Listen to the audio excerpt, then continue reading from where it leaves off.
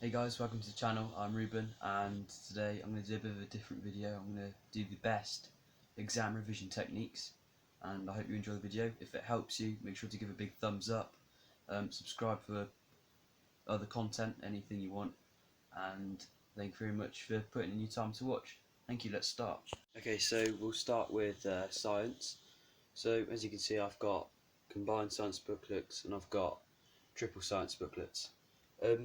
What I'd usually do, the first technique, we could do highlighting key parts. So I'll have a look through my biology book, and I've highlighted too much, so yeah, but when we finally get to it, so there you go. Here's the key parts. So, you know, highlight some stuff and then write it down in a booklet like this, and then summarise the key parts. So that's step one you could do. Or a second way, you could actually just copy all of it down, which is what I've done for this first page here. So yeah, that's another way. So that's two decent ways to do it. And then another way for science is flashcards. Flashcards are really useful because you can look at them and then flip them over, try and practice what it says on one of them, and then keep going from there. So that's smart. So yeah, cool. Let's move on.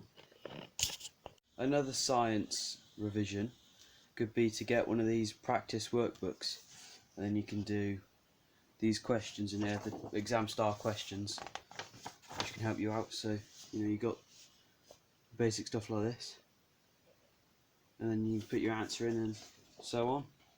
So yeah, that's another good way. That tends to be quite useful because it gets you prepared for the actual questions that you'll get in the exams. So there's a bit of practice here. So yeah, cool. We'll move on to geography now. Okay then, so geography.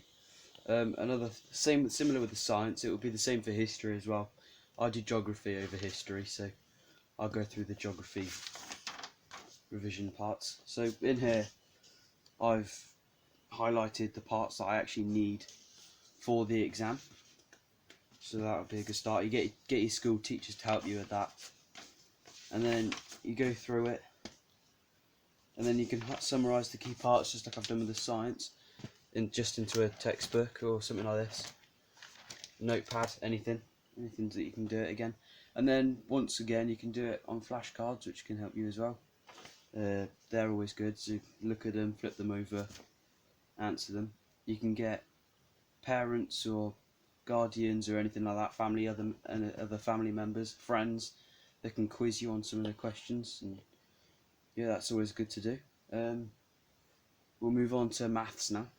Right then, so the best things to do for maths is to get practice papers. You can print them off online and stuff like that. Or you could possibly ask your school teachers to get them for you, and you just do the practice questions in the paper, and then you're good to go for the exam. So that's a nice simple one to do.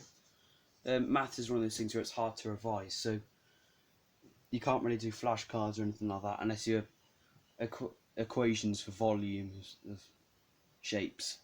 So yeah, practice questions are probably the best thing to do for that. So cool. Yeah, we'll move on to English. Okay, so for us, we have to study Christmas Carol, Romeo and Juliet, and poems. So the best thing you can do here for the poems, we'll do the poems first, is to go through the poems and annotate with the writer's techniques on how they've written the poem and what's good about it and what it shows about the poem and the language used. So that's always cool for that. Romeo and Juliet, that's got the quiz. You can actually, it's got all the annotations on it, so don't need to do too much with that. If you read through it, you should get used to know what the poem's about. What I'm about poem, it's a play, innit? So yeah, read the play, get used to what's going on with it, and then that's cool. And then for the actual exam questions, I practice using newspaper articles and comparing them to other newspaper articles and what the writer's techniques are and what they've done well with it and that sort of thing. So yeah, same with Christmas Carol, similar sort of thing. You know, how does Scrooge change over time, that sort of questions. So it should have questions at the back of the book and that sort of thing. Both of these stories have the story or play summarised at the back. So that's what's cool like that. It's got sample exam questions, so that'll tell you what sort of exam questions you get. So that's good to read through to get into the scheme of things for that. So for your DT subjects, your creative subjects, you can get these little pocket books that can help you memorise some of the stuff that goes inside it. So you know, you've got mechanisms, gears, all of that, manufactured boards, natural timbers, all the stuff you need for your resistant materials exams. So that's always cool like that. You can probably get similar sort of things for your food tech and your textiles and that sort of thing. So that's always cool. In fact, there's a page of textiles in here. There you go. I imagine there's more than that, but yeah, that's always cool and useful. So that's brilliant. Last thing, I've done a exam timetable to help me revise. So for each day, I do 3 hours a day. This is for my mocks. We haven't got the actual exams yet, so I'll probably do more by then. But in the meantime, for the mocks, my hours I've done. So look, you mix them up, mix and match, and then if you do 3 hours a day, you should be locked and loaded for the exam, and you should know what you're doing by then. So that's always cool and amazing to have with you. So yeah, awesome. Right then guys, thanks for watching this video. Once again, if you liked it and you think it's useful, give a big thumbs up. Subscribe for more content, whether it's to do with anything like this or any other thing. There's a good mix of stuff that I have on the channel, so that it would be really nice and cool if you watched it.